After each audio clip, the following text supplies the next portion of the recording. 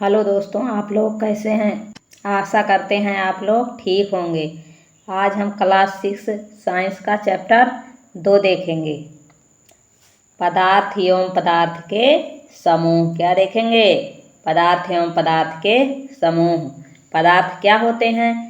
वह सभी वस्तुएं जो हमारे उपयोग में हैं वो सब क्या कहलाती हैं? पदार्थ कहलाती हैं। ठीक है। वह सभी वस्तुएं जो हमारे आसपास दिखाई देती हैं वह सब क्या हैं? पदार्थ हैं। इस अध्याय में हम लोग क्या क्या पढ़ेंगे? पदार्थों के वर्गीकरण की आवश्यकता एवं इसका आधार, विभिन्न लक्षणों के आधार पर वस्तुओं का वर्गीकरण, अणु एवं परमाणु का संक्षेप परिचय।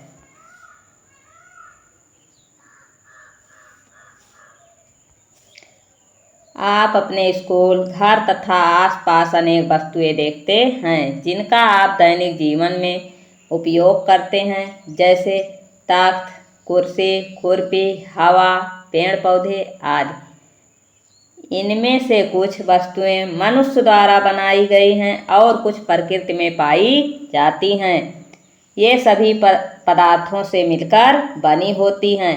हमारे आसपास की सभी वस्तुएं जिनमें भार होता है, जो स्थान घेरती हैं तथा जिसका ज्ञानेंद्रियों द्वारा एहसास किया जा सकता है, पदार्थ कहलाती हैं। वह वस्तुएं जिनमें भार होता है, जो स्थान घेरती हैं और जिनको हम देख सकते हैं, एहसास करते हैं, वो सब क्या कहलाती हैं? पदार्थ कहलाती हैं। अतः प्रत्येक पदार्थ स्थान घेरता है तथा उसमें भार होता है। आगे देखिए। आइए प्रतिदिन उपयोग होने वाली कुछ निर्जीव वस्तुओं को अपने परिवेश से इकट्ठा करें। इस एकत्रित संग्रह में अपने पास हो सकता है बाल्टी, खुरपी, थाली, पहिया। ये सभी इकट्ठा संग्रह में हो सकते हैं। बाल्टी, खुरपी, थाली और पहिया। इन वस्तुओं को ध्यान से देखिए तथा प्रत्येक वस्तु जिन जिन पदार्थों से बनी है उनको पहचानने का प्रयास कीजिए। बाल्टी प्लास्टिक और लोहे से बनी है। बाल्टी जो है प्लास्टिक और लोहे से बनी है। खुरपी लोहे एवं लकड़ी से बनी है। खुरपी किससे बनी है? लोहे और लकड़ी से बनी है। हम देखते हैं कि कोई वस्तु एक ही पदार्थ से बनी होती है, कोई वस्तु ऐसी होती है जो एक पदार्थ से बनी होती है, तथा ऐसा भी होता है कि एक ही वस्तु कई पदार्थों से बनी हो सकती है। जिस कार्य के लिए हमें वस्तु बनानी होती है उसी के अनुसार हम पदार्थ को भी चुनते हैं। जैसे गिलास कांच अथवा स्टील धातु के बनाए जा सकते हैं।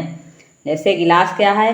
कांच से भी बनाया जा सकता है और स्टील से भी बनाया जा सकता है। स्टील क्या है? एक धातु है। देखिए ये सब, देखिए ये सब क्या हैं? ये सब धातुएं हैं। इसका चित्र देख लीजिए। ये सब क्या हैं? धातुएं हैं। हमारे चारों ओर दिखने वाली वस्तुएं। एक पदार्थ से कई वस्तुएं बनाई जाती हैं। देखिए जैसे लोहा से क्या क्या बनता है? पेंच, कील, बर्तन और औजार। लकड़ी से कुर्सी, मेज, तख्त ये सब बनाए जाते हैं। कांच से गिलास बनाए जाते हैं। ठीक है। मिट्टी से घड़े बनाए जाते हैं। ये सब क्या हैं? पदार्थ हैं। इसी प्रकार एक वस्तु के बनाने में कई प्रकार के पदार्थों का उपयोग होता है। एक वस्तु बनाने के लिए कई प्रकार के पदार्थ प्रयोग किए जाते हैं। लकड़ी, कांच, लोहा ये सब मिलाकर पदार्थों का निर्माण होता है। आगे देखिए। वस्तु पदार्थ खुरपी लोहा और लकड़ी से बनती है। चश्मा कांच और प्लास्टिक से बनता है। शर्ट रेशम के धागों से बनता है। कृत्रिम रेशे से बनाए जाते हैं। छाता भी कपड़े से बनता है। आगे देखिए, सोचिए और बताइए क्या होगा अगर हथौड़ी कांच की बनाई जाए या गिलास कपड़े से बनाया जाए।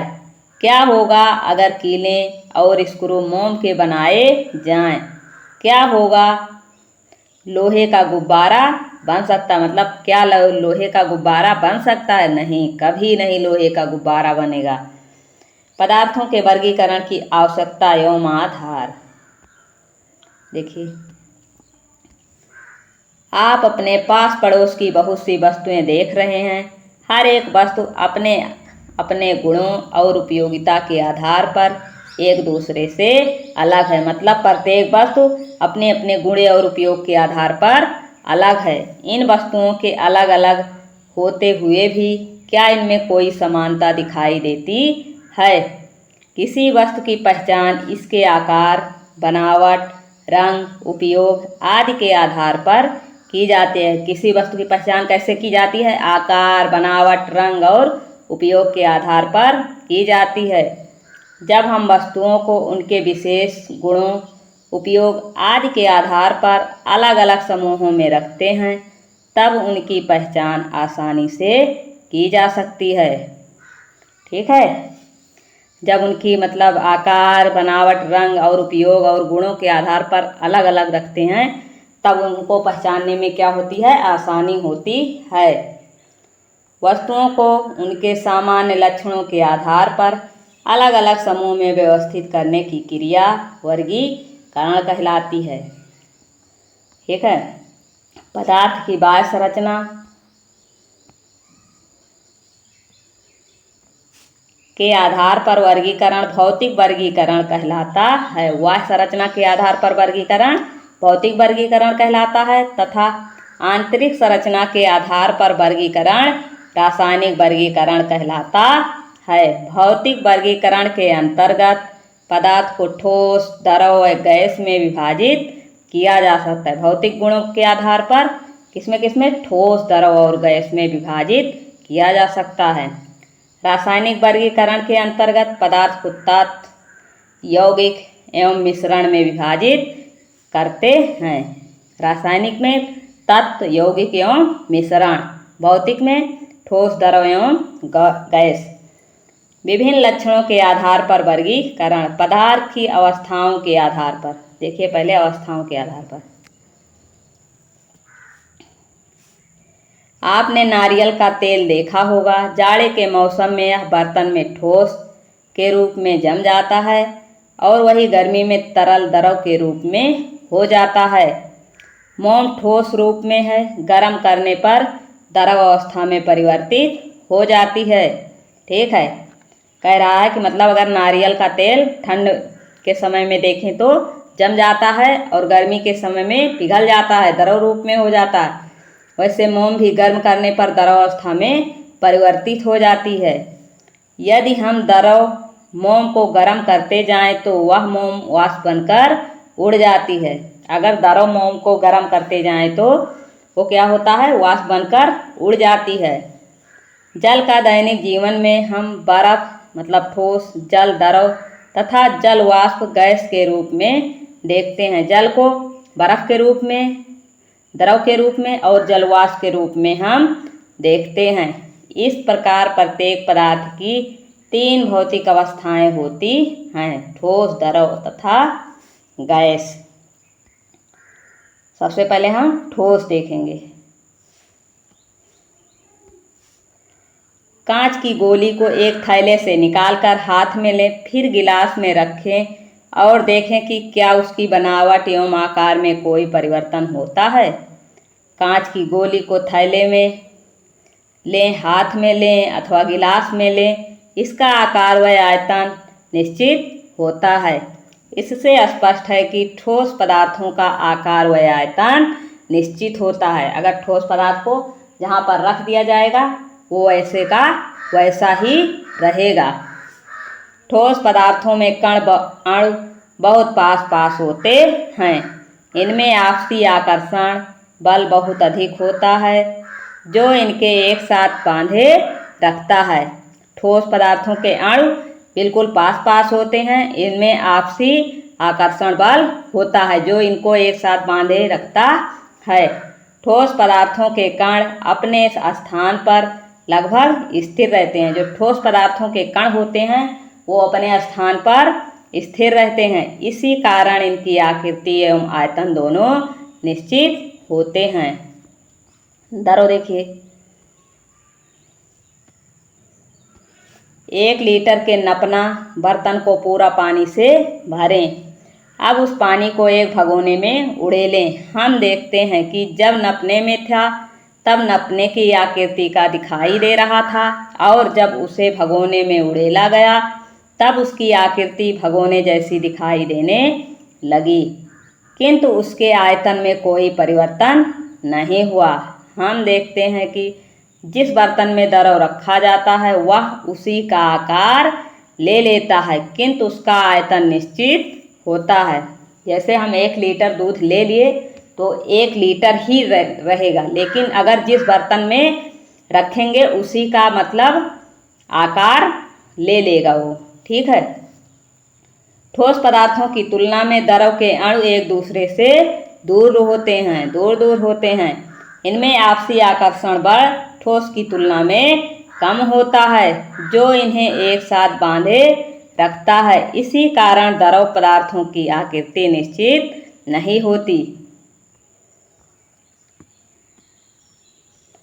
किंतु इनके कणों का एक सीमा में बंधे होने का कारण इनका आयतन निश्चित रहता है।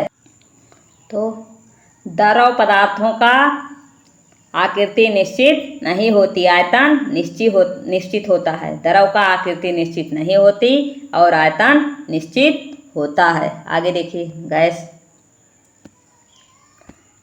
घर में जलती हुई अगरबत्ती को देखा होगा। इनमें से काले भूरे रंग का धुआं निकलता है। इस धुएं की बनावट एवं आयतन दोनों निश्चित नहीं होते हैं। ये जिस स्थान पर रखे जाते हैं उसी की बनावट और आयतन प्राप्त कर लेते हैं। इस अवस्था को गैस कहते हैं। गैसीय पदार्थों में कण अपेक्षाकृत बहुत दूर दूर होते हैं। गैसों के कण जो होते हैं बहुत दूर दूर होते हैं और इनमें आपसी आकर्षण बल नहीं के बराबर होता है। इसमें आपसी आकर्षण बल नहीं होता है। अतः पदार्थ की अवस्था के आधार पर पदार्थों को ठोस, द्रव, गैस में वर्गीकृत किया जा सकता है। अतः हम कह सकते हैं कि गैस का आकार और आयतन दोनों निश्चित नहीं होता। आगे देखिए, ये देखिए, ठोस के मतलब कण जो हैं आपस में एकदम सटे हुए हैं और द्रव के थोड़ा दूर दूर हैं और गैस के बहुत दूर दूर हैं। जल में घुलनशीलता के आधार पर देखिए, कांच के अलग अलग गिलासों में नमक, रेत, शक्कर, चाक पाउडर, लकड़ी के बुरादे की थोड़ी थोड़ी मात्रा लें। प्रत्येक गिलास को पानी से आधा आधा भरें। कुछ समय तक गिलास को सावधानी से हिलाएं। क्या देखते हैं? नमक, शक्कर और चाक पाउडर पानी में घुल जाते हैं, जबकि लकड़ी का बुरादा पानी में नहीं घुलता। किसी द्रव जैसे पानी में घुलने वाले पदार्थों को घुलनशील या विलय पदार्थ, जो पानी में घुल जाते हैं उन्हें क्या कहते हैं? घुलनशील या विलय पदार्थ। इसी प्रकार किसी द्रव जैसे पानी में न घुलने वाले पदार्थ को अघुलनशील या अविलेय पदार्थ कहते हैं। जो पानी में नहीं घुलते हैं उन्हें अघुलनशील या अविलेय पदार्थ कहते हैं। कुछ पदार्थ ऐसे होते हैं जो एक द्रव में घुलनशील परंतु दूसरे में अघुलनशील हैं। जैसे नमक पानी में घुलनशील है किंतु मिट्टी के तेल में अघुलनशील है। नमक जो है पानी में तो घुल जाता है लेकिन मिट्टी के तेल में नहीं घुलता। इसी प्रकार आप जल में घुलनशीलता के आधार पर पदार्थों का वर्गीकरण कर सकते हैं। जल के सापेक्ष भार के आधार पर, जल के सापेक्ष देखिए, कुछ पदार्थ जल की अपेक्षा भारी तथा कुछ हल्के होते हैं। जो वस्तुएं जल में सामान्यतः तैरती हैं वह जल से हल्की होती हैं। जो वस्तुएं जल में तैरती रहती हैं वो जल से कैसी होती हैं? हल्की होती हैं। और जो डूब जाती हैं वह जल से भारी होती हैं। जो वस्तुएं डूब जाती हैं जल में वह जल से भारी होती हैं। जल में कुछ पदार्थों को डालकर देखें कौन तैरती है तथा कौन डूबती है। तालिका देखिए पदार्थ या वस्तु तैरती है, डूबती है, जल से हल्की है या जल से भारी है। देखिए सरसों का तेल जो है जल में तैरता रहता है।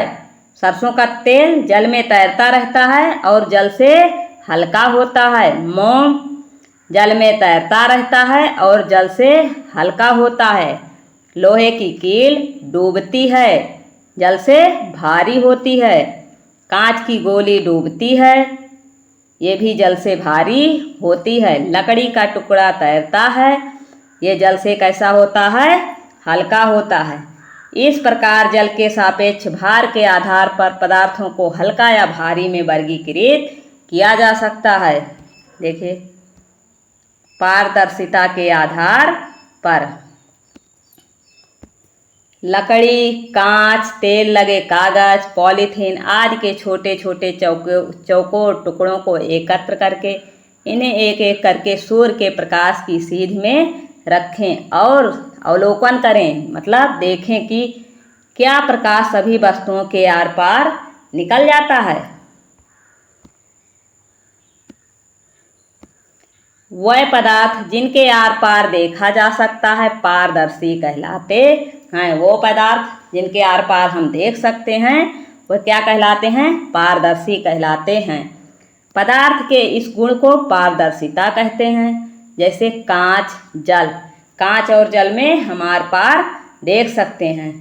वह पदार्थ जिनके आर पार प्रकाश नहीं देखा जा सकता है अपारदर्शी कहलाते हैं। मतलब जिनके आर पार नहीं देख सकते वो क्या हैं? अपारदर्शी हैं। जैसे लकड़ी और कागज के आर पार नहीं देख सकते।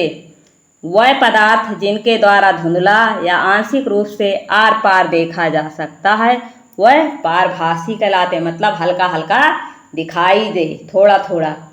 जैसे तेल लगा कागज, पेंट लगा कांच आदि। इस प्रकार पारदर्शिता के आधार पर पारदर्शी, अपारदर्शी तथा पारभासी में वर्गीकृत किया जाता है।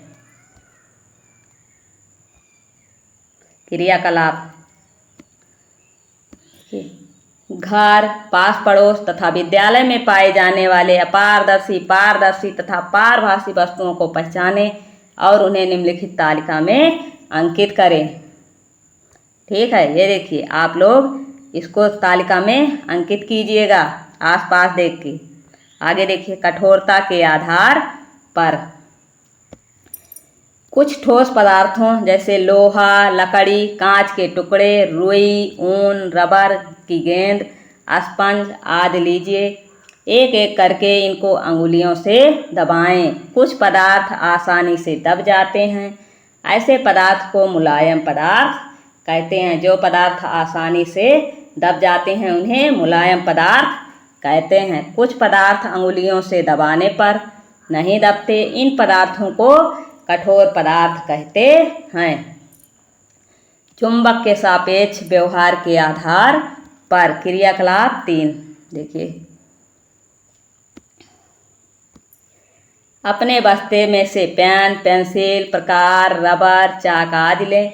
इसके अतिरिक्त लोहे की कुछ कीलें, लकड़ी का बुरादा, चाक पाउडर, प्लास्टिक के बटन तथा आल पिन को किसी कागज पर अलग अलग रखें। एक क्षण चुंबक लें। प्रत्येक वस्तु के पास बारी बारी से चुंबक को लाएं। क्या देखते हैं? अवलोकनों को निम्नलिखित तालिका में लिखें। चुंबक जिन पदार्थों से चिपका लेता है अर्थात अपनी ओर आकर्षित करता है वह चुंबकीय तथा जिन पदार्थों को आकर्षित नहीं करता वह अचुंबकीय पदार्थ कहलाते हैं।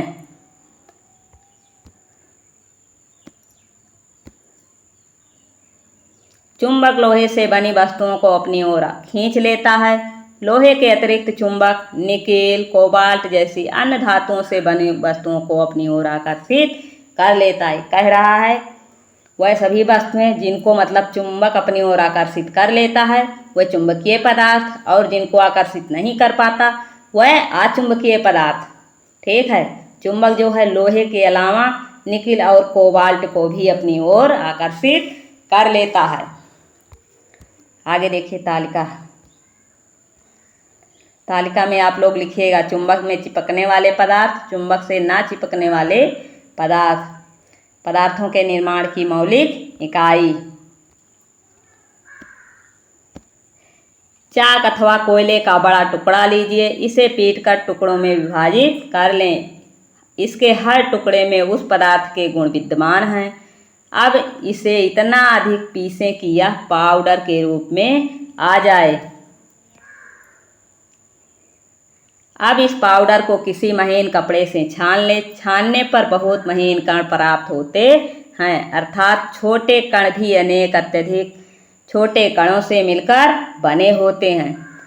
हम इसी प्रकार के और अति सूक्ष्म कणों की कल्पना कर सकते हैं। इस क्रियाकलाप से स्पष्ट है कि पदार्थ स्वयं सूक्ष्म कणों से मिलकर बने होते हैं, जिन्हें अणु या परमाणु कहते हैं। पदार्थ जो है स्वयं अति सूक्ष्म कणों से मिलकर बने होते हैं, जिन्हें क्या कहते हैं? अणु या परमाणु कहते हैं। देखिए अणु क्या है। पदार्थ का वह सूक्ष्मतम कण जो स्वतंत्र अवस्था में रह सकता है, जो पदार्थ का वह सूक्ष्मतम कण जो स्वतंत्र अवस्था में रह सकता है तथा उसमें पदार्थ के सभी गुण विद्यमान होते हैं, क्या कहलाता है? अणु कहलाता है। मतलब कह रहा है पदार्थ का वह सूक्ष्मतम कण जो स्वतंत्र अवस्था में रह सकता है तथा उसमें पदार्थ के सभी गुण विद्यमान होते हैं। ठीक है, तो वह क्या कहलाता है? अणु कहलाता है। किसी तत्व के सभी अणु समान होते हैं तथा भिन्न भिन्न तत्वों के अणु गुणों से भिन्न भिन्न, मतलब कह रहा है किसी तत्व के सभी अणु एक समान होते हैं तथा भिन्न भिन्न तत्वों के अणु गुणों से भिन्न होते हैं। आगे देखिए परमाणु क्या होता है। किसी पदार्थ का वह सूक्ष्मतम कण जो स्वतंत्र अवस्था में नहीं रह सकता, किसी पदार्थ का सूक्ष्मतम कण जो स्वतंत्र अवस्था में नहीं रह सकता परंतु रासायनिक अभिक्रिया में भाग लेता है, क्या कहलाता है? परमाणु कहलाता है। अणु तथा परमाणु को नग्न आँखों से देखना संभव नहीं है। अणु तथा परमाणु को हम नंगी आँखों से नहीं देख सकते हैं। परमाणु आपस में संयुक्त होकर अणु का निर्माण करते हैं। समान परमाणुओं के संयोग से तत्व के अणु बनते हैं। समान परमाणुओं के संयोग से मतलब तत्व के अणु बनते हैं, जैसे ऑक्सीजन, हाइड्रोजन। ऑक्सीजन का सूत्र क्या होता है? O2। भिन्न परमाणुओं के संयोग से यौगिक के एक अणु बनते हैं, जैसे जल, कार्बन डाइऑक्साइड। जल का सूत्र H2O, कार्बन डाइऑक्साइड का CO2। अतः परमाणु किसी पदार्थ के निर्माण की मौलिक इकाई है। परमाणु क्या है? पदार्थ के निर्माण की मौलिक इकाई है। इस बात को ध्यान में रखिए कि ऐसे सूक्ष्मतम कणों की केवल कल्पना ही की जा सकती है, इनको देखना या दिखाना संभव नहीं है। सारे पदार्थ अति सूक्ष्म कणों से मिलकर बनते हैं, तभी इन्हें पदार्थ की संरचना की इकाई कहा जाता है। कुछ और भी जाने। परमाणु शब्द यूनानी भाषा में एटॉक्स कहते हैं। परमाणु शब्द को यूनानी भाषा में क्या कहते हैं? एटॉक्स कहते हैं, जिसका अर्थ है अविभाज्य। अविभाज्य को मतलब जिसका विभाजन ना किया जा सके। डाल्टन के परमाणु सिद्धांत के अनुसार तत्व अत्यंत सूक्ष्म अविभाज्य कणों से मिलकर बना होता है, जिन्हें परमाणु कहते हैं। इलेक्ट्रॉन, प्रोटॉन तथा न्यूट्रॉन की खोज के बाद परमाणु को विभाज्य माना जाने लगा। जब इन तीनों की खोज हो गई, इलेक्ट्रॉन, प्रोटॉन, न्यूट्रॉन की, तो मतलब परमाणु को विभाजन करने योग्य माना जाने लगा। आधुनिक परमाणु सिद्धांत के अनुसार परमाणु विभाज्य है। मतलब जो आधुनिक युग के जो परमाणु सिद्धांत हैं उनके आधार पर परमाणु क्या है, विभाज्य है, उसका विभाजन किया जा सकता है। इलेक्ट्रॉन, प्रोटॉन तथा न्यूट्रॉन को परमाणु का मूलभूत कण भी कहते हैं। परमाणु का मूलभूत कण क्या है, प्रोटॉन, न्यूट्रॉन और इलेक्ट्रॉन। आगे देखिए, परमाणु के अवयवी कण, आवेश और संकेत। देखिए, प्रोटॉन क्या है, प्रोटॉन धन आवेश है, इसका संकेत P होता है। इलेक्ट्रॉन ऋण आवेश, इसका संकेत E होता है। न्यूट्रॉन उदासीन होता है, इसका संकेत N होता है। ठीक है, प्रोटॉन क्या होता है, धन आवेश, इलेक्ट्रॉन ऋण आवेश, न्यूट्रॉन उदासीन मतलब दोनों होता है। हमने सीखा, क्या क्या सीखा, देखिए, प्रत्येक पदार्थ स्थान घेरता है तथा उसमें भार होता है। पदार्थ का वर्गीकरण उसके आकार, बनावट, रंग, उपयोग आदि के आधार पर किया जाता है। किसी वस्तु को बनाने में एक ही पदार्थ का प्रयोग हो सकता है अथवा वस्तु कई पदार्थों से मिलकर बनी होती है। किसी वस्तु को बनाने में एक ही पदार्थ का प्रयोग हो सकता है अथवा वस्तु जो है कई पदार्थों से मिलकर भी बना हो सकता है। पदार्थ का वर्गीकरण विलेयता, पारदर्शिता, कठोरता, चुंबकत्व आदि के आधार पर किया जा सकता है। आज के वीडियो में इतना ही। अगली वीडियो में इसके अभ्यास प्रश्नों की चर्चा करेंगे। अगर वीडियो पसंद आई हो तो चैनल को सब्सक्राइब कर लें। Thank you.